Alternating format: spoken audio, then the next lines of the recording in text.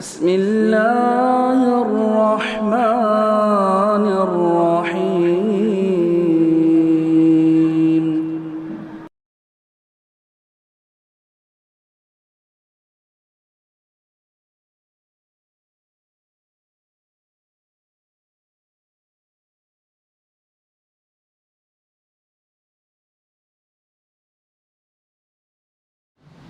السلام علیکم ورحمۃ اللہ وبرکاتہ.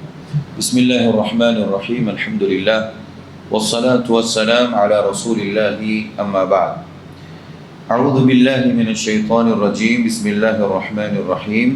یا ایہا الذین آمنوا لا تقدموا بین یدی اللہ ورسولہ واتقوا اللہ ان اللہ سمیع علیم. برادران اسلام، موجود تمام بھائیوں سے میری گزارش ہے کہ آپ لوگ قریب ہو جائیں. آج سے جو بھی درس ہوں گے ہمارے انشاءاللہ تعالی وہ آداب زندگی پر ہوں گے، اور یہ آداب زندگی پوری سورہ حجرات کی کہانی ہے اور اس کا خلاصہ ہے. اب سے لے کر کے جتنے بھی دروس ہوں گے سوائے فجر کے جس میں ہم مسائل ذکر کر رہے ہیں، انشاءاللہ تعالی سورہ حجرات کی تفسیر کرنے کا ارادہ ہے انشاءاللہ تعالی. آج سب سے پہلی آیت کریمہ آپ کے سامنے پڑھی گئی. اللہ تبارک و تعالیٰ نے زندگی کے بہت سارے آداب اس کے اندر ہمیں اور آپ کو سکھائے ہیں، بتائیں ہیں. اللہ تعالیٰ فرماتا ہے پہلی آیت میں، یا ایہا الذین آمنوا، اے ایمان والو، لا تقدموا بین یدی اللہ ورسولہ، اللہ اور اس کے رسول سے آگے نہ بڑھو، واتقوا اللہ، اور اللہ سے ڈرو، ان اللہ سمیع علیم، بے شک اللہ تبارک و تعالی سننے والا اور جاننے والا ہے. یہ آیت کریمہ کا ترجمہ ہے. سورہ حجرات سے لے کر کے سورۃ النازعات 30ویں پارے کی جو دوسری سورت ہے وہاں تک بعض اہل علم نے، مفسرین نے یہاں پر ذکر کیا، اس کو طوال مفصل کہا جاتا ہے. طوال مفصل صورتوں کو کہا جاتا ہے جن کو اللہ کے نبی صلی اللہ علیہ وسلم فجر کی نماز میں پڑھا کرتے تھے. فجر کی نماز میں طوال مفصل پڑھا کرتے تھے سورہ حجرات سے سورہ نازعات. یہ ایک قول ہے مفسر کا. دوسرا قول، طوال مفصل کے اندر بعض اہل علم نے، بعض مفسرین نے سورہ قاف سے لے کر کے سورہ بروج تک، سورہ قاف سے سورہ بروج تک ذکر کیا کہ طوال مفصل یہ ہے. اسی طرح سے سورتوں کی دوسری قسم اہل علم نے جو ذکر کی وہ یہ کہ پہلے قول کے مطابق سورہ عبس سے سورہ بینہ تک، سورہ عبس سے سورہ بینہ تک اوساط مفصل یعنی درمیانی صورتیں جس کو اللہ کے نبی صلی اللہ علیہ وسلم عشاء کی نماز میں پڑھا کرتے تھے، عشاء کی نماز میں پڑھا کرتے تھے. آپ کا عام معمول وہی تھا. اسی طرح سے سورہ بینہ سے لے کر کے سورہ ناس تک، سورہ بینہ سے سورہ ناس تک جتنی صورتیں ہیں وہ قصار مفصل، قصار معنی مختصر، قصار مفصل، یہ صورتیں اللہ کے نبی صلی اللہ علیہ وسلم مغرب کی نماز میں پڑھا کرتے تھے. یعنی آپ کا عام معمول نمازوں میں مغرب کی نماز میں صورتوں کا یہی ہوتا تھا، آپ انہی صورتوں کے ذریعے سے نماز پڑھایا کرتے تھے. تو گویا کہ صورتوں کی 3 تقسیم نبی صلی اللہ علیہ وسلم سے ثابت ہوئی، اور اس میں اقوال مختلف ہونے کی وجہ سے ایک قول کے مطابق سورہ حجرات کو لوگوں نے شامل کیا ہے، اور ایک قول کے مطابق اس کی اگلی صورت یعنی سورہ قاف سے اس کو ذکر کیا ہے. تو یہ بنیادی نقطہ ہے جو یاد رکھنا ہے. اب ہم ایک سوال کر سکتے ہیں یہاں پر کہ جو ائمہ ہیں، ائمہ مساجد ہیں، کیا وہ انہی کے اندر منحصر رہیں یا پھر کوئی اور صورتیں بھی پڑھا سکتے ہیں؟ تو دیکھیے اللہ کے نبی صلی اللہ علیہ وسلم سے ہمیں حدیث سے ثابت ہے کہ آپ نے ایک دن مغرب کی نماز میں سورہ کون سی صورت پڑھی بھائی؟ سورہ طور پڑھی. سورہ طور کل ہم نے شروعات کی تھی قیام اللیل کی. سورہ طور اللہ کے نبی نے مغرب کی نماز میں پڑھی جو کہ تقریباً 2.5 صفحے پر مشتمل ہے. تو کیا معلوم ہوتا ہے کہ اللہ کے نبی صلی اللہ علیہ وسلم کا عام معمول یہ تھا کہ آپ صلی اللہ علیہ وسلم اسی طرح سے پڑھتے تھے، مگر کبھی کبھار دوسری صورتیں یا قرآن کے درمیان سے کچھ آیتوں کی تلاوت کرنا کوئی حرج نہیں. قرآن مجید کو کہیں سے بھی پڑھ سکتے ہیں، کیونکہ اللہ تعالیٰ نے فرمایا فَقْرَؤُوا مَا تَيَسَّرَ من القرآن، یہ اصول ذکر کیا ہے قرآن مجید کے اندر۔ اللہ تبارک و تعالیٰ نے قرآن مجید کی تلاوت کے سلسلے میں، نماز میں قرآن پڑھنے کے سلسلے میں، کہ جتنا آپ کو قرآن یاد ہو، جہاں سے یاد ہو آپ وہاں سے قرآن مجید پڑھ سکتے ہیں۔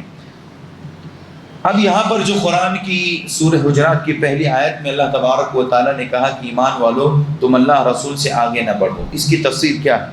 کہتے ہیں اس کا مطلب یہ ہے کہ دین کے معاملے، اس کو بہت غور سے سمجھیے، کیونکہ آج کے دور میں ہمیں اس کو سمجھنا بہت ضروری ہے۔ اور کہیں نہ کہیں جو لوگ گمراہ ہیں، جو لوگ عقیدے سے دور ہیں، صحیح عقیدہ ان کے پاس نہیں ہے، ان کے پاس منہج سلف نہیں ہے، جو لوگ اس سے ہٹے ہوئے ہیں، ان لوگوں کا معاملہ تو یہ ہے ہی ہے کہ اللہ رسول سے وہ لوگ آگے بڑھے ہوئے ہیں۔ لیکن جو ہم لوگ قرآن و سنت کی کو ماننے کا دعویٰ کرتے ہیں، کہیں نہ کہیں وہ بھی اپنے عمل سے یہ بات ثابت کر دیتے کہ ہم بھی اللہ رسول کو نہیں مانتے، اور اس کی میں مثال آپ کو دوں گا۔ اور ایسی صورت میں وہ لوگ اپنی خواہشات کی پیروی میں اپنے خواہشات کو رب بنا چکے ہیں، جو کہ قرآن میں اللہ رب العزت نے منع فرمایا ہے سختی کے ساتھ۔ اس کا مطلب یہ ہے آیت کریمہ کا کہ دین کے معاملے میں اپنے طور پر کوئی فیصلہ نہ کرے۔ سب سے پہلی بات، دین کے طور پر، دین کے معاملے میں اپنے تئیں اپنے طریقے سے کوئی بھی فیصلہ نہ کرے۔ اب اس کی ایک مثال، ایک آدمی ہے جس نے آپ سے ہم سے مسئلہ معلوم کیا، یا اسے خود اپنا عمل کرنا ہے، رمضان کا روزہ رکھنا ہے، رمضان کا روزہ رکھنا ہے۔ اب روزے کے تعلق سے اللہ تبارک و تعالیٰ نے قرآن مجید میں کیا کہا کہ جب سفید دھاگا کالے دھاگے سے الگ ہو جائے تو آپ کیا کریے؟ سحری کریے، یعنی صبح صادق ہو جائے اور صبح کاذب ختم ہو جائے تو یہ سحر کا وقت شروع ہو گیا، آپ وہاں سے سحری کر سکتے ہیں۔ کب تک کر سکتے ہیں؟ اللہ کے نبی صلی اللہ علیہ وسلم نے، جیسا کہ حدیث کے اندر کہا گیا کہ 2 لوگ اذان دینے والے ہوتے تھے اللہ کے نبی کے زمانے میں۔ کون کون تھے؟ عبداللہ ابن ام مکتوم جو نابینا صحابی تھے، وہ سحری کی اذان دیتے۔ کہتے اللہ کے نبی کہ جب عبداللہ ابن ام مکتوم اذان دیتے تو کھانا شروع کرتے، اور حضرت بلال جب اذان دیتے تو بات ختم ہو جاتی، کھانا رک جاتا، اور اس کے بعد کوئی کھانا نہیں کھاتا تھا۔ تو سحری کے اذان الگ ہوتی تھی اور فجر کی اذان الگ ہوتی، جو کہ ہمارے سماج میں بالکل نہیں ہے، لیکن ہمارے یہاں تو ہے۔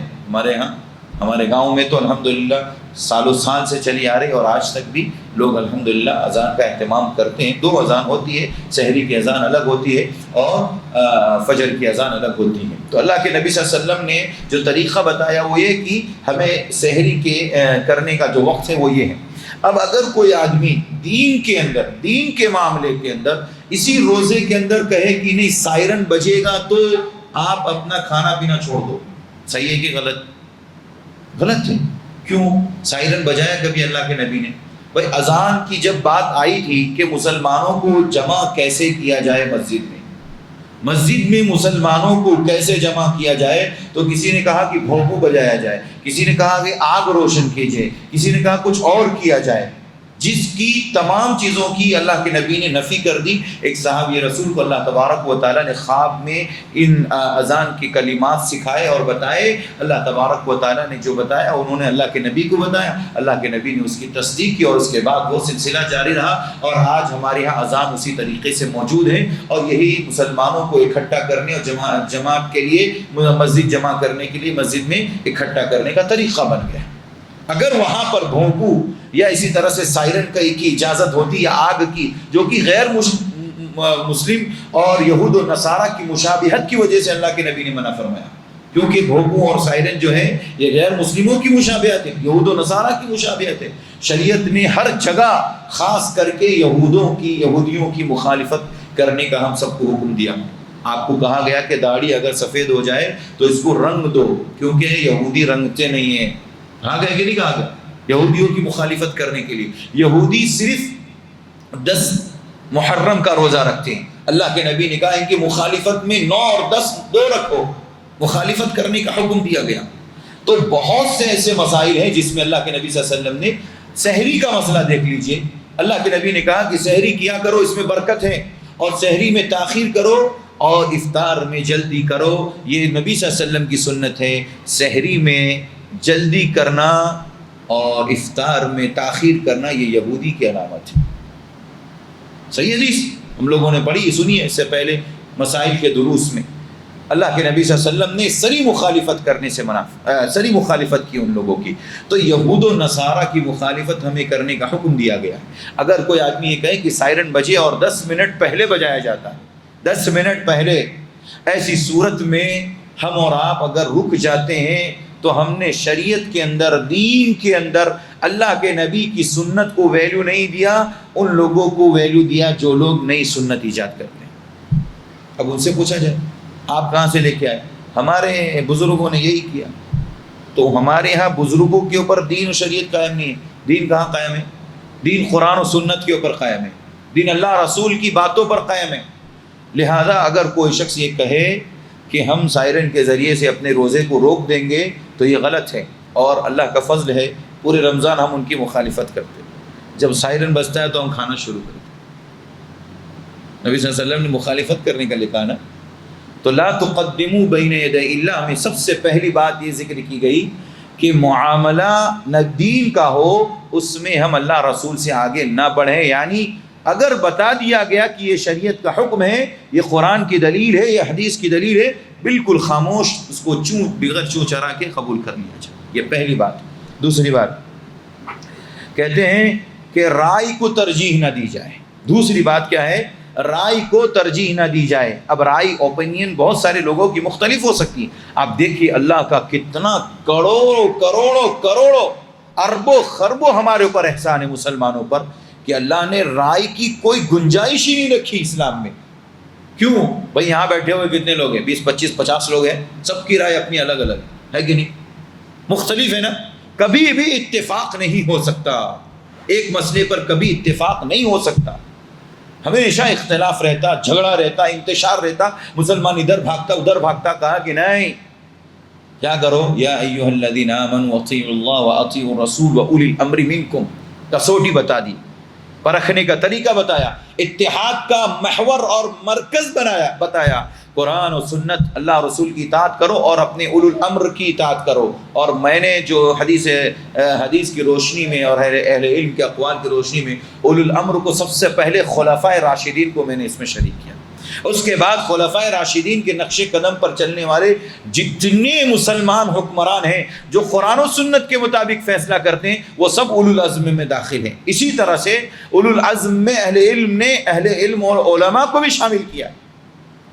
اس لیے جو لوگ کہتے ہیں کہ نہیں اس میں علماء داخل نہیں ہیں، یا صرف حکام لوگ ہیں جو حاکم وقت ہوتے تھے، بادشاہ ہوتے تھے، خلیفہ ہوتے تھے، وہی صرف اس میں شامل ہے، تو یہ غلط بات ہے. کیونکہ آج تو ہمارے پاس کوئی حاکم نہیں، کوئی خلیفہ نہیں، کوئی امیر المومنین نہیں. پھر ہم کس کی اطاعت کریں گے؟ جو ہمارا امیر ہوگا.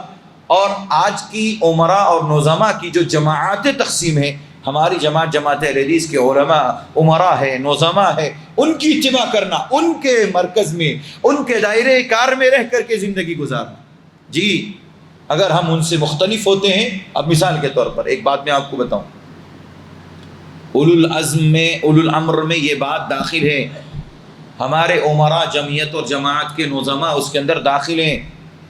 اگر ہماری جمعیت کی طرف سے یہ فیصلہ ہوا کہ فلاں جگہ چاند نظر آ گیا تھا اور چاند نظر آ گیا اور فلاں جگہ سے گواہی مل چکی تھی، اس کے بعد اگر ہم اس کے اندر دخل اندازی کریں کہ نہیں ہم آپ جمعیت کی بات نہیں مانتے، ہم اپنے عمراء اور نظماء کی بات نہیں مانتے، جبکہ وہ رویت کمیٹی سے، جو چاند کی کمیٹی ہے اس سے جڑا ہوا مسئلہ ذکر کر رہے ہیں اور اپنے لیٹر پیڈ پہ ذکر کر رہے ہیں، ایک مضبوط اور مستحکم مسئلہ ذکر کر رہے ہیں، تو اس کو قبول کرنا ہر مسلمان پر جتنے اس جماعت سے تعلق رکھنے والے ہیں ان کے اوپر ضروری. اگر مخالفت کریں گے تو گنہگار ہوں گے. ایسے ہی اگر جمعیت اور جماعت کے علماء اور نظماء نے اور عمراء نے اپنی جماعت کے ماتحت یہ اعلان کر دیا کہ چاند کی رویت اور اس کی شہادت نہیں ہے، اس کے بعد کسی بھی شخص کو یہ اجازت حاصل نہیں ہے کہ وہ کسی اور علاقے کی یا کسی اور ملک کی رویت پر وہ روزہ رکھے یا افطار کرے یا عید کرے.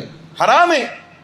شریعت نے، اللہ رب العزت نے، نبی صلی اللہ علیہ وسلم نے بتایا کہ جب تم چاند دیکھو تو روزہ رکھو، چاند دیکھو تو افطار کرو. یہ اسلام نے اصول بتائے. اگر آپ کو چاند نظر نہیں آتا، ہمیں نظر نہیں آتا، علاقے میں ابر آلود تھا، ماحول صحیح نہیں تھا، دوسری جگہ سے اگر آپ کا جہاں تک مطلع ایک ہے، مطلع کس کو بولتے ہیں؟ مطلع چاند کے نکلنے کی جگہ کو بولتے ہیں، اور یہ چاند نکلنے کی جگہ کا جو مطلع ہے یہ ایک خاص خطے تک ایک حد میں برابر رہتا ہے، اس کے بعد مختلف ہو جاتا ہے۔ ممالک کے مختلف ہونے سے مطلع کا مختلف ہونا یہ لازمی ہے، یہ بات یاد رکھیے گا۔ اور اس کی دلیل سنن نبی داؤد کی صحیح روایت ہے، حضرت عبداللہ ابن عباس رضی اللہ عنہما مدینہ منورہ میں موجود ہیں۔ آپ یاد رکھیں گے اس واقعے کو اور اس حدیث کو، کیونکہ ہمارے یہاں بہت سارے لوگ اس کی وجہ سے اختلاف کرتے ہیں اور جمعیت اور جماعت سے کافی دور ہیں، جو کہ اولو الامر میں داخل ہیں۔ اگر نہیں مانتے تو مخالفت کی بنیاد پر گنہگار ہوں گے وہ لوگ۔ جی تو سنن نبی داؤد کی روایت، عبداللہ ابن عباس رضی اللہ عنہ مدینہ منورہ میں موجود ہیں۔ انہوں نے سنیچر یعنی ہفتے کی رات چاند دیکھا۔ امیر معاویہ رضی اللہ عنہ دمشق میں رہتے تھے، دارالخلافہ کہاں پہ تھا؟ دمشق میں تھا۔ وہاں سے جب آئے اور انہوں نے کہا امیر معاویہ رضی اللہ عنہ نے کہ ہم نے تو جمعہ کی رات چاند دیکھا ہے۔ عبداللہ ابن عباس نے کہا تمہارا چاند تمہارے لیے، ہمارا چاند ہمارے لیے، تمہاری رویت تمہارے لیے، ہماری رویت ہمارے لیے، تمہاری شہادت تمہارے لیے، ہماری شہادت ہمارے لیے۔ اگر تم نے وہاں چاند جمعہ کی رات دیکھا ہے اسی حساب سے تم روزہ رکھو، اسی حساب سے افطار کرو، یعنی عید کرو۔ ہم نے ہفتے کی رات چاند دیکھا ہے، لہذا ہمارا فریضہ یہ ہے کہ ہم ہفتے کے حساب سے روزہ رکھیں گے اور افطار کریں گے۔ جب بات آ گئی، آپ جانتے ہیں جو لوگ سعودی عرب میں رہ چکے ہیں وہ لوگ جانتے ہیں کہ یہ دمشق کا اور سعودی عرب کا تعلق کتنا دور ہے، کتنا فاصلہ ہے۔ شام کا علاقہ سیریا جس کو بولتے ہیں، دمشق وہیں پہ تو ہے، اور یہ ہمارا سعودی عرب بالکل سٹا ہوا ہے، بہت کم ہے، بہت کم فاصلہ ہے۔ اگر آپ فلائٹ سے جائیں تو میرے خیال سے 2 گھنٹے پہنچیں یا 1 گھنٹے میں، 2 گھنٹے میں پہنچ جائیں۔ اور آپ انڈیا سے اگر جا رہے ہیں سعودی عرب تو کتنا فاصلہ ہے؟ 5 گھنٹے لگتے ہیں، یعنی 5000 کلومیٹر یا قریب 4000 کلومیٹر کی دوری ہے، اور وہ جبکہ 1000 کلومیٹر۔ عبداللہ ابن عباس رضی اللہ عنہما نے حضرت امیر معاویہ کا یہ قول رد کر دیا، ان کی رویت کو رد کر دیا، تو پھر ہم اور آپ کون ہوتے؟ سعودی عرب کے حساب سے عید منانے والے، روزہ رکھنے والے ہم کون ہوتے؟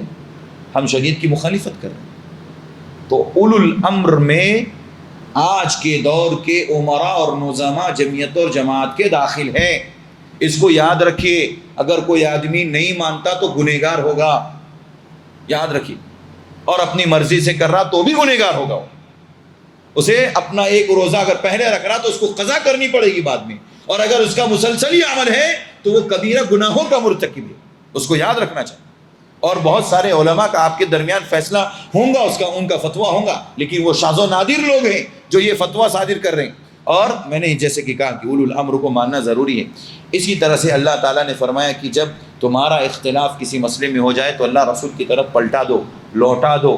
ہمارے یہاں معاملہ کیا ہے کہ ہم دیکھتے ہیں کہ میری رائے کیا کہتی ہے، میری سوچ کیا کہتی ہے، میری یہ سوچ کہتی ہے، فلاں امام کی سوچ یہ کہہ رہی ہے، فلاں بزرگ کی سوچ یہ کہہ رہی ہے، لہذا اسی کے مطابق فیصلہ ہوگا۔ اگر یہ سوچ اور فکر کے ساتھ کوئی اگر زندگی گزار رہا ہے تو اللہ تعالیٰ نے جو اس آیت کریمہ میں اصول ذکر کیا ہے، اس اصول کی صریح مخالفت ہے، اور قرآن اور سنت کی صریح مخالفت۔ اوپینین کو اور رائے کو کسی کی باقی نہیں رکھا، اسلام نے اگر رکھا ہے تو کہا کہ اللہ رسول کی طرف یعنی قرآن و سنت کی طرف لوٹا دو۔ اگر اختلاف ہو جائے کسوٹی بتا دی گئی، فیصلہ کرنے کا طریقہ بتا دیا، ہمیں اور آپ کو کہاں سے فیصلہ کرنا ہے۔ تو رائے کا سلسلہ ختم ہو گیا، اور مشہور و معروف حدیث ہے، آپ کو معلوم ہے، حضرت علی رضی اللہ عنہ نے کہا کہ اگر دین و شریعت کا کوئی بھی عمل، کوئی بھی معاملہ انسان کی عقل اور رائے پر ہوتا تو موزے کہ نچلے حصے پر گندگی لگتی ہے، لہذا مسا نیچے کیا جاتا، اوپر نہیں کیا جاتا۔ کیا معلوم ہوا کہ اسلام میں رائے نہیں ہوتی، اسلام میں رائے نہیں چلتی۔ پھر کیا چلتا ہے؟ اسلام میں دلیل، قرآن و سنت کی دلیل چاہیے۔ سلف یعنی ہمارے صحابہ کا کوئی بھی عمل یا ان کا کوئی بھی قول جو قرآن و سنت کے موافق ہے، ایسی بات وہ ہمارے لیے دلیل اور حجت ہوتی۔ اگر کوئی شخص اس کے خلاف کوئی گفتگو کر رہا ہے تو ان کی بات رد کر دی جائے گی، ان کا عمل رد کر دیا جائے گا۔ تو رائے اگر کوئی آدمی پیش کر رہا ہے قرآن و سنت کے مقابلے میں، اللہ رسول کی بات کے مقابلے میں تو اس آیت کریمہ کی روشنی میں وہ گنہگار ہیں، اور اس نے اللہ رسول کو کچھ نہیں سمجھا، اللہ رسول کی باتوں کو کچھ نہیں سمجھا۔ یہ بنیادی بات ہے۔ تیسری بات، بلکہ اللہ رسول کی اطاعت کرو، رائے پیش نہیں کرنا ہے، اللہ رسول کی اطاعت کرنا ہے۔ تیسری بات یہ کہ اپنی طرف سے دین میں اضافہ یا بدعات کی ایجاد۔ پہلا کیا ہے؟ فیصلہ نہیں کرنا اپنی مرضی سے، اپنی رائے پیش نہیں کرنا۔ رائے جبھی پیش کر سکتے ہیں جب آپ کی ہماری رائے قرآن و سنت کے موافق ہو۔ اور تیسرا مسئلہ، دین کے نام پر کوئی بھی سنت یا بدعات ایجاد نہیں کرنا۔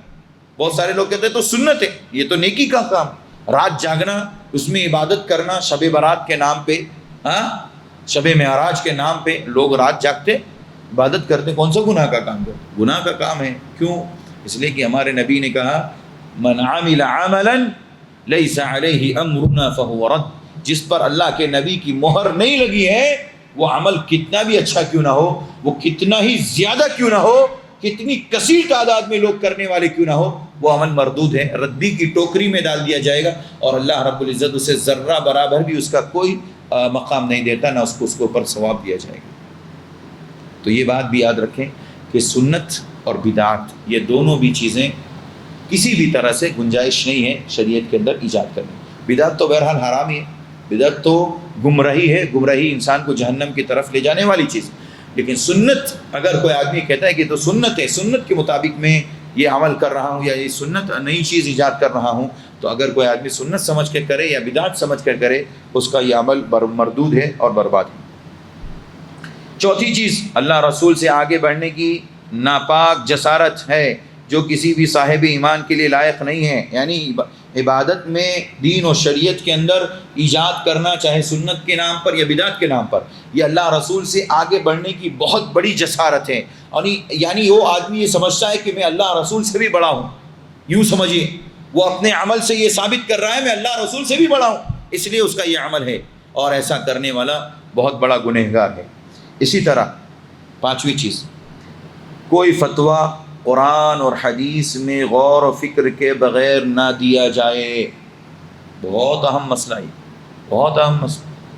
کوئی بھی فتویٰ قرآن و سنت کے تمام دلائل کو سامنے رکھ کر کے، اس مسئلے کے جتنے ما لہ و ما علیہ، اس کے جتنے دلائل ہیں، جب تک اس کو سامنے نہ رکھا جائے اس وقت تک کسی کو فتویٰ دینے کی اجازت نہیں ہے۔ اب یہ بات کہہ کر کے اس میں برادرز لوگ، ایڈوکیٹس لوگ پھنس گئے نا، پھنس گئے۔ اور وہ علماء جو تحقیق کے بغیر قرآن و سنت کے دلائل کو اکٹھا کیے بغیر ایسے ہی فتویٰ دیتے ہیں، وہ بھی اس میں پھنس گئے، اور وہ بھی اللہ رسول سے آگے بڑھنے کی جرأت کر رہے ہیں۔ یہ بہت بڑا گناہ ہے، بہت بڑا گناہ ہے، یہ معمولی بات نہیں۔ برادرز لوگ آپ دیکھیں، ایڈوکیٹ فیض سید، نام لیتا ہوں میں، فتویٰ دیتے کہ نہیں دیتے؟ ان کے پاس سوال و جواب کی نشست رہتی۔ یہ سوال و جواب بھی ایک فتویٰ کی قسم ہے۔ وہ فتویٰ جو ہم پہلے ہمارے مفتیان، بڑے بڑے علماء، محققین علماء کے پاس لکھ کر کے آتا تھا۔ سوال ہے کیا فرماتے ہیں علماء دین شرح متین مسئلہ ھذا میں، ایسا سوال ہوتا تھا۔ اس کے بعد علماء جو محققین علماء ہوتے تھے، اس تعلق سے جتنی دلیلیں ہوتی قرآن و سنت کی، اس کو جمع کر اہل علم اور سلف کے اقوال جمع کرتے، اس کے بعد دماغ لگاتے کہ اس کے اندر مسئلہ کیا ہے، یا ہمارے سلف میں سے کسی نے اس تعلق سے پہلے کوئی فتویٰ صادر کیا، اس کو دیکھ کے۔ بھائیو، فتویٰ دینے کے لیے بہت سارے علوم چاہیے۔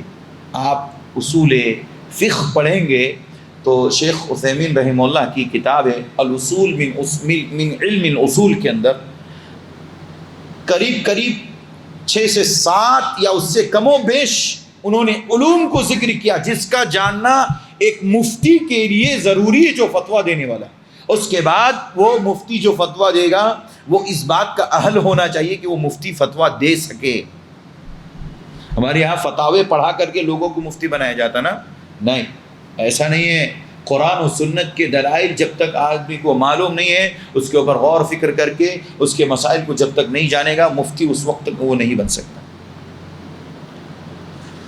برادرز لوگ سوال و جواب کے اندر اتنی جرأت کرتے ہیں، اور یہ سوال و جواب کے ذریعے سے لوگ کیا سمجھتے ہیں کہ ان کو بہت علم ہے، بہت نالج ہے، اور اردو کی کتاب پڑھ کر کے وہ لوگ جو ہے ہمارے اور آپ کے سامنے مسائل کو بیان کر دیتے، تو آپ بھی کر سکتے ہیں۔ آپ بھی اپنا یوٹیوب چینل چالو کریے، کل سے آپ کے بھی فالوور بڑھ جائیں گے نہیں بڑھ جائیں؟ اسکالرس کے اتنے سارے فالوور ہیں، بڑے بڑے محققین کے کوئی فالوور نہیں، اس لیے کہ وہ بات کو بہت سوچ سمجھ کر کے قرآن و سنت کے اصول و ضابطے کے مطابق بیان کرتے ہیں۔ اور یہ ضابطہ بتایا گیا اس آیت میں کہ کوئی بھی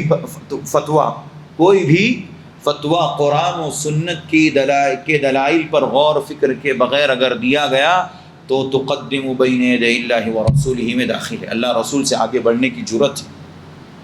اس لیے آپ جائیں گے لجنہ دائمہ سعودی عرب کے اندر بہت بڑی کمیٹی ہے، بہت بڑا ایک مرکز ہے، اس کے اندر کبار علماء، بڑے بڑے علماء جن کو دکاترہ آپ کہہ سکتے ہیں، اور ان کے پاس پی ایچ ڈی کی ڈگری ہونے کے ساتھ ساتھ علم کا بہت زیادہ ذخیرہ، ایسے دکاترہ علماء وہاں موجود ہیں۔ جب کوئی مسئلہ آتا ہے تو سارے لوگ اس پر غور و فکر کرتے ہیں، اور جب کوئی لجنہ دائمہ اس کا فتویٰ صادر کرتی ہیں تو سارے علماء کا اس بات پر اتفاق ہوتا ہے کہ یہ بات صحیح ہے، تب جا کر کے فتویٰ صادر کریں۔ یہ معمولی بات تھوڑی کہ ہم جو ہے کہیں پر بھی کھڑے ہو کر کے فتویٰ دے دیں۔ آج کل بہت آسان معاملہ ہو گیا مسائل بیان کرنا، اور کسی بھی طرح سے جو ہے ہم اپنے لوگوں کو جمع کر لیں اور بیان کر دیں۔ یہ آیت اور یہ آیت کی جو تفسیر ہے اس کو سمجھنے کی ضرورت ہے، اور اس طرح کی اگر ہم جرات کر رہے ہیں تو یقیناً گنہگار ہوں گے۔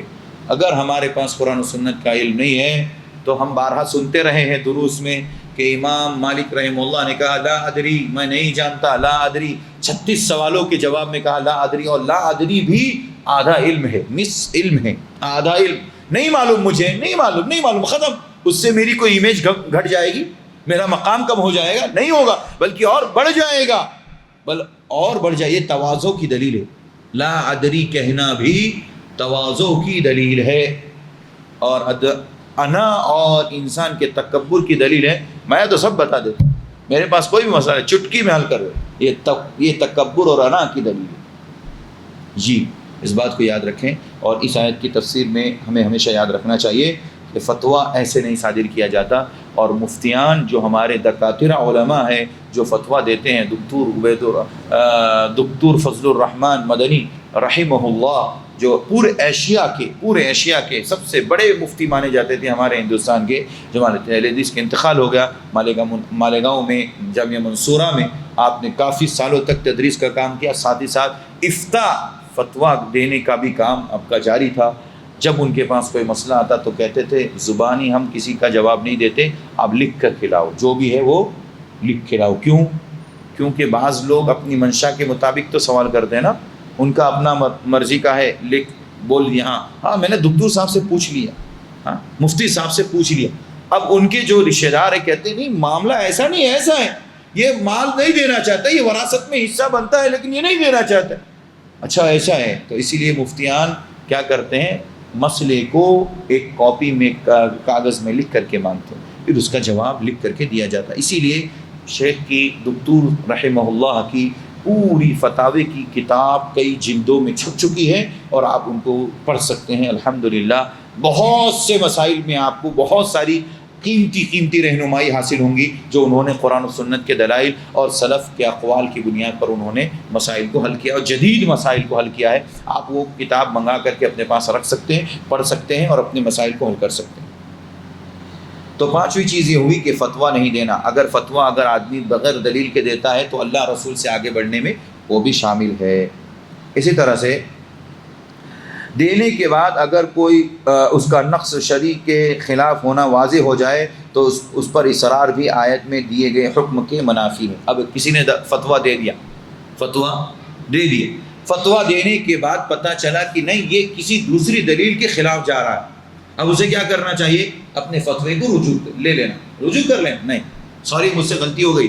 اور ہو سکتا ہے ہمارے علماء میں آپ دیکھیے، امام احمد ابن حنبل کی کتاب پڑھیے، العمدہ شرح العدہ، امام احمد ابن حنبل کی کتاب العدہ شرح العمدہ، یہ پڑھیں گے تو آپ کو پتہ چلے گا کہ امام احمد ابن حنبل رحمہ اللہ نے پہلے کوئی اور مسئلہ بتایا، اس کے بعد انہوں نے اس سے رجوع کر لیا بعد کے دور میں، کہا کہ نہیں یہ پہلے کا قول یہ بات کا، کیونکہ جب انہوں نے پہلا فتویٰ دیا تھا اس وقت ان کے پاس وہ دلیل نہیں تھی، جو صحیح حدیث بعد میں ملی اس کے مطابق انہوں نے رجوع کر لیا، اور ایسا امام ابو حنیفہ رحمہ اللہ کے اقوال میں بھی ملے گا، جبکہ امام ابو حنیفہ رحمہ اللہ کی کوئی مستقل کتاب نہیں ہے، لیکن ان کے حوالے سے الہدایہ لکھی گئی ہے، ہدایہ بعد کے لوگوں نے لکھی ہے، اور اس ہدایہ نامی کتاب کے اندر ان کے کئی شاگردوں کے اقوال ذکر کیے، امام محمد، امام ظفر وغیرہ جو ان کے بڑے بڑے شاگرد تھے امام ابو حنیفہ رحمہ اللہ کے، وہ پہلے ایک مسئلہ بیان کرتے، اس کے بعد کہتے کہ امام صاحب نے یہ کہا، اس کے بعد خود یہ اپنا مسئلہ بیان کرتے کہ نہیں امام صاحب کی یہاں پر غلطی ہوئی، کیونکہ یہاں پر حدیث موجود تھی امام صاحب تک نہیں پہنچی تھی، لہذا امام صاحب نے اپنی عقل کی بنیاد پر اور قرآن کی روشنی میں صرف انہوں نے فتویٰ دیا تھا، اور حدیث رسول جب آ گئی تو قرآن اور حدیث کو سامنے رکھ کر کے اس کا مسئلہ یہ ہے، اور اس میں بھی آپ کو بہت سارے اقوال ان کے مختلف ملیں گے۔ ایسے ہی امام مالک کے بارے میں دیکھ لیجیے، آپ موطا امام مالک پڑھیے، امام مالک رحمہ اللہ کا وہاں پر قول ہے، موطا امام مالک میں صرف احادیث نہیں ہے بلکہ ان کا فتویٰ بھی ہے، امام مالک رحمہ اللہ کی اپنی رائے بھی ہے، مگر اس رائے کو ایک جگہ ذکر کرتے اس کے بعد اس کو دوسری جگہ پر دوسری انداز سے بات کرتے کہ نہیں یہ پہلا مسئلہ تھا، یہ بعد میں ان کے شاگردوں نے ذکر کیا، امام صاحب تک وہ حدیث پہلے نہیں پہنچی تھی، بعد میں پہنچی۔ تو یہ فتویٰ کا اہم اصول ہے کہ اگر ہم نے فتویٰ صادر کر بھی دیا ہے تو فتوے صادر کرنے کے بعد وہ حرف آخر نہیں ہوتا، کیونکہ وہ قرآن و سنت کا اصول اور ضابطہ نہیں ہے۔ ہم نے فتویٰ دیا ہے قرآن و سنت کو سمجھ کر کے، قرآن و سنت کی آخری دلیل وہ آخری دلیل ہو سکتی ہے، لیکن ہمارا فتویٰ آخری دلیل نہیں ہو سکتا، اس میں چینجنگ بھی ہو سکتی ہے، رد و بدل بھی ہو سکتا ہے، دوسرا اگر فتویٰ آیا تو اسے ہم آگے پیچھے بھی کر سکتے ہیں۔ اس لیے کہا گیا کہ نص صریح اگر قرآن و سنت کی دلیل مل گئی اور ہمارے فتوے سے ٹکرا رہی ہے تو فتویٰ رد کر دیا جائے گا اور فتوے کو قبول نہیں کیا جائے گا۔ یہ بھی بات یاد رکھنا چاہیے، اگر کوئی مفتی اپنے فتوے پر اڑا ہوا ہے یا اس کے متبعین جان بوجھ کر کے اس مفتی کے فتوے کو قرآن و سنت کی نص صریح مل جانے کے بعد اور اس سے اختلاف کرنے کے بعد اگر وہ اڑا ہوا ہے یا اس کے متبعین اڑے ہوئے ہیں تو وہ گنہگار ہوں گے، اس آیت کی روشنی میں، اس آیت کی روشنی میں وہ گنہگار۔ جی اس کے بعد آخری مسئلہ مومن کی شان۔ اب یہاں پر ہم سب کے لیے ایک نصیحت، کیا کیا چیزیں تقدمو بین یدی اللہ میں آتی ہیں اللہ رسول سے آگے بڑھنے کی، وہ آپ کے سامنے بیان کر دی گئی۔ اب ہم سب کو ایک نصیحت کیا ہے کہ مومن کی شان تو اللہ تعالی اور اس کے رسول کے احکام کے سامنے سر تسلیم و اطاعت خم کر دینا ہے۔ کیا مطلب؟ قرآن مجید کی کوئی آیت آپ کے سامنے پیش کی گئی، یا ایھا الذین آمنوا اتقوا اللہ وقولوا قولا سدیدا، ایمان والو اللہ سے ڈرو اور تقوی اختیار کرو، وقولوا قولا سدیدا، سچی سیدھی بات کرو۔ قرآن کی آیت آ گئی، اب ہمیں کیا کرنا ہے یہاں پہ؟ سر تسلیم خم۔ اب بالکل اپنی زبان کو غلط چیزوں کے لیے استعمال کرنا حرام۔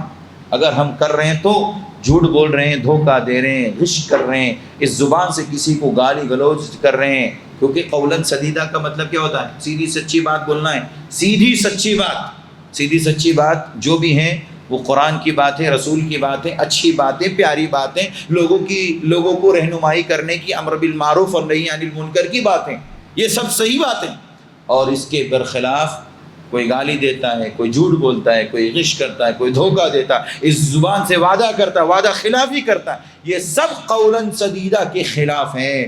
اگر کوئی آدمی ایسا کرتا ہے تو اس کا مطلب اس نے قرآن کو نہیں مانا، قرآن کی دلیل کو نہیں مانا۔ پھر کس کو مانا؟ انا کو مانا۔ انا میں نے بتایا نا، قرآن کیا کہتا ہے؟ افرأیت من اتخذ الہہ ہوا۔ بہت سارے ایسے ہیں جو مسلمانوں میں اپنی ہوا اور اپنی خواہش کو اپنا رب بناتے، اپنا رب بناتے۔ رب کس کو ماننا ہے؟ اللہ کو، اور رب اللہ کو مانا تو بات بھی اسی کی ماننی ہے۔ اگر ہم نے اللہ کو رب مانا تو بات بھی اسی کی ماننی ہے۔ اگر ہم نے خواہش نفس کو اپنا رب مانا ہے تو ہم خواہش نفس کی بات مانیں گے۔ اور مسلمانوں کی ایک بڑی تعداد، اس کے اوپر مستقل ایک موضوع ہے، انشاءاللہ کبھی سنیں گے، بہت سارے لوگ بلکہ ایک بڑی تعداد میں کہوں اکا دکا کو چھوڑ کر بڑی تعداد اس کے اندر ملوث ہے، اور یہ شرک تک پہنچ جاتا ہے معاملہ۔ خواہشات کی پیروی کرنا یہ کیا ہے؟ شرک ہے جس کے اوپر ہماری آپ کی توجہ نہیں ہے شاید، اور یہ بہت بڑا مسئلہ ہے۔ قرآن نے کہا لعنت اللہ علی الکاذبین، جھوٹوں پر اللہ کی لعنت ہے، جھوٹ بولنے والے پر اللہ کی لعنت ہے۔ اس کے بعد بھی اگر ہم جھوٹ بولے تو اس کا مطلب ہم نے قرآن کو نہیں مانا۔ ایسے کتنے احکام قرآن میں ذکر کیے گئے، احادیث کے اندر ذکر کیے گئے۔ کہا جا رہا ہے کہ قرآن اور سنت میں جتنے احکام، جتنی باتیں بتائی گئی ہیں، اس کے آگے اپنے آپ کو جھکا لینا، سر تسلیم خم کر لینا، یہ اللہ رسول کی بات ہے، آمنا صدقنا قبول کر لینا، اس کا نام ہے اللہ رسول سے آگے نہ بڑھنا۔ اگر ہم اور آپ کوئی بھی مسلمان اس کام میں اللہ رسول کی باتوں میں تعویل کرے، تحریف کرے، بدلاؤ کرے، چینجنگ کرے، اپنی مرضی کی بات کرے، اپنی رائے پیش کرے، اس کا مطلب اس نے قرآن و سنت کو آگے نہیں رکھا، اللہ رسول سے وہ آگے بڑھ چکا ہے اور وہ گنہگار ہے۔ بہت ساری باتیں ان کے مقابلے میں اپنی بات پر یا کسی امام کی رائے پر اڑ جانا، یہ اس میں واضح کر دیا گیا ہے۔ تو بہرحال یہ ایک مسئلہ تھا، ایک آیت کریمہ کی تفسیر تھی جو میں نے آپ کے سامنے اختصار کے ساتھ رکھی کہ لا تقدموا بین یدی اللہ کا کیا مفہوم ہے، اس کے اندر آپ کو، ہم سب کو اللہ تعالیٰ کیا پیغام دینا چاہتا ہے۔ اس لیے میں نے کہا یہ آداب زندگی ہے، زندگی گزارنے کے آداب میں سے سب سے پہلا ادب یہ ہے کہ اللہ شریعت کا پابند بنو۔ سب سے پہلا ادب کیا ہے؟ شریعت کا پابند بنا جائے، اور اس میں قرآن و سنت یہ ہمارا اصول اور ضابطہ ہے دنیا کے اندر زندگی گزارنے کا، اس سے آگے نہیں بڑھا جائے گا، اور اس کے آگے بڑھنے کی کئی شکل جو یہاں پر ذکر کی گئی، سرسری طور پر ایک بار گنا دیتا ہوں۔ کوئی فیصلہ اپنی جانب سے نہیں، نمبر 2 کوئی رائے اپنی جانب سے نہیں، نمبر 3 دین میں کوئی نئی سنت یا بدعت ایجاد کرنے کی گنجائش نہیں، نمبر 4 قرآن و سنت کے اندر غور و فکر کرنے کے بعد فتویٰ صادر کرنا، اور فتویٰ صادر کر دیا گیا اس کے بعد اگر فتوے کے خلاف کوئی نص صریح یعنی واضح دلیل مل گئی قرآن و سنت کی، تو اس کے بعد فتوے سے رجوع ہو جانا، یہ چوتھی بات ہے۔ اور 5ویں اور آخری بات یہ ہے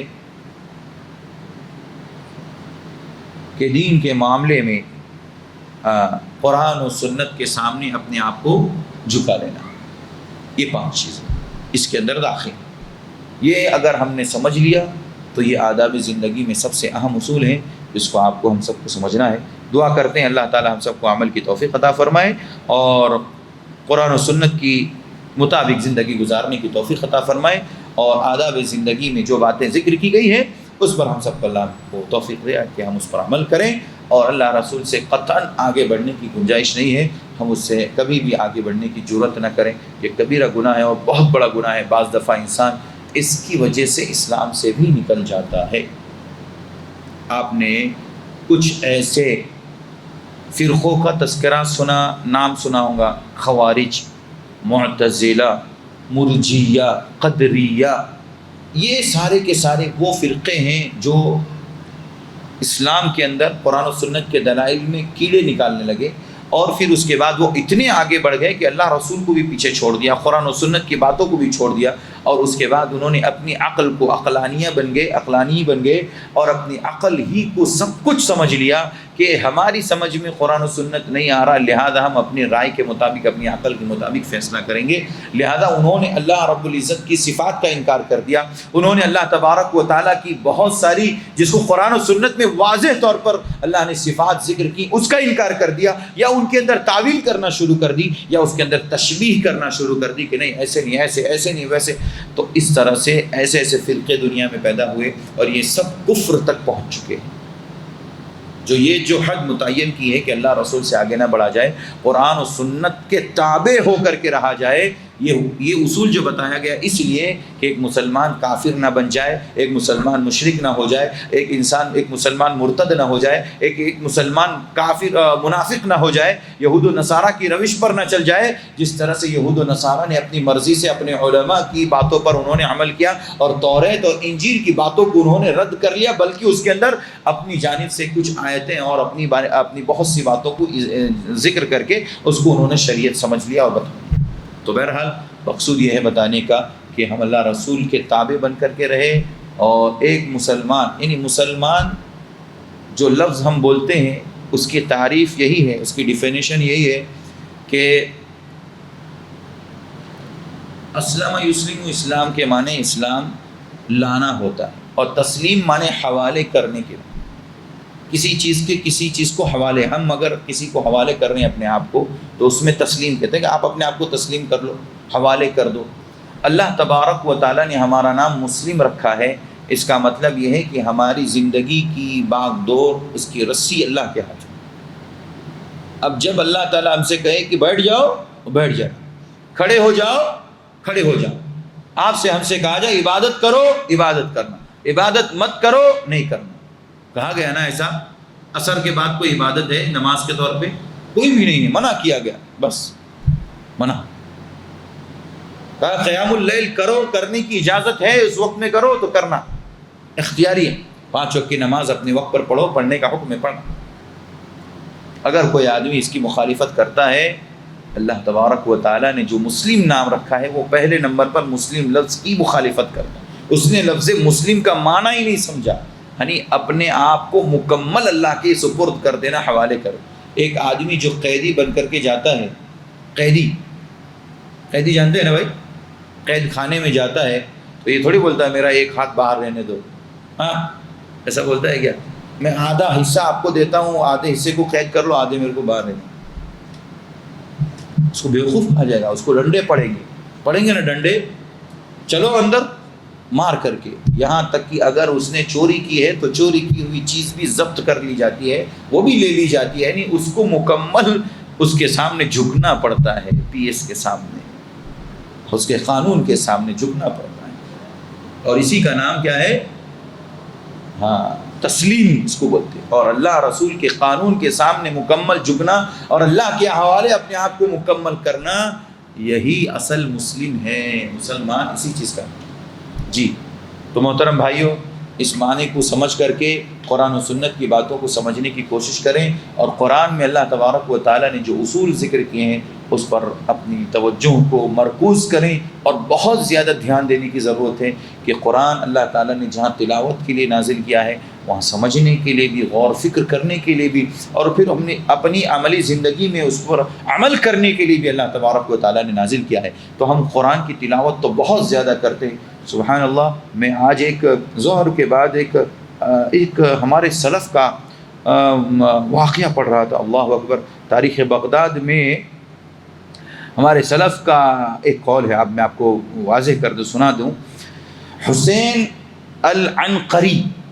العنقری کہتے ہیں لما نزل بابن ادریس الموت، ابن ادریس کی موت کا وقت قریب ہوا، بکت ابنتہ، تو ان کی بیٹی رونے لگی، ابن ادریس کی بیٹی رونے لگی۔ فقال، تو کہا ابن ادریس نے، لا تبکی یا بنیتا، اے میری بیٹی، اے پیاری بیٹی، رو مت، فقد ختمت القرآن فی هذا البیت 4000 ختمۃ، کہتے ہیں کہ میں نے اس گھر کے اندر 40,000 قرآن مجید کو مکمل کیا۔ اللہ، یہ مصحف الف لا الحمدللہ سے لے کر کے والناس تک میں نے 40,000 قرآن مجید کو ختم کیا، تیرے گھر میں رہ کر، اپنی بیٹی کو نصیحت کر۔ ابن ادریس، ہمارے سلف، اللہ اکبر، کتنا قرآن پڑھتے ہیں ہم لوگ قرآن مجید کو، ہاں، رمضان میں خالی 1 سے 2، 2 سے 3، بعض لوگوں کو الحمدللہ اللہ توفیق دے تو کچھ اور بھی ہو سکتا ہے، پھر رمضان کے بعد تو ہماری توفیق کم ہوتی ہے، کم سے کم ہم جو ہے قرآن کی تلاوت کریں۔ ہمارے سلف، ان کا معمول یہ نیکیاں ان کی اتنی، لیکن وہ لوگ اپنے آپ کو کبھی بھی قرآن و سنت سے آگے نہیں لیتے، یہ ان کی پوری زندگی کا خلاصہ ہے. 40,000 40,000 4,000 انہوں نے قرآن مجید کو ختم کیا. 4,000 مرتبہ انہوں نے قرآن مجید کو مکمل کیا. بہت بڑی بات ہے. اور آپ جانتے ہیں کہ ایک قرآن کی ایک آیت پر، ایک لفظ پر ہمیں اللہ تعالیٰ 10 نیکی دیتا ہے. تو ایسی پورے قرآن مجید کے اندر کتنے حروف ہے آپ کو میں شاید ایک بار بتا چکا ہوں، 3 لاکھ یا کچھ زائد ہیں. آپ اس کے اوپر اس کے حساب سے اگر آپ کاؤنٹ کریں گے تو آپ کو قریب 3 کروڑ یا 33 کروڑ آپ کو ایک قرآن مجید کے کمپلیٹ کرنے پر ثواب ملتا ہے. اگر آپ نے 4,000 مرتبہ پڑھا ہے تو اس کا کتنا ثواب ہے. اس عالم دین کے پاس اتنی نیکی تھی لیکن کبھی انہوں نے اپنے آپ کو جنتی نہیں کہا. اللہ تعالیٰ سے دعا اللہ ہم سب کو عمل کی توفیق عطا فرمائے. آمین. وآخر دعوانا الحمد للہ رب العالمین. السلام علیکم ورحمۃ اللہ وبرکاتہ.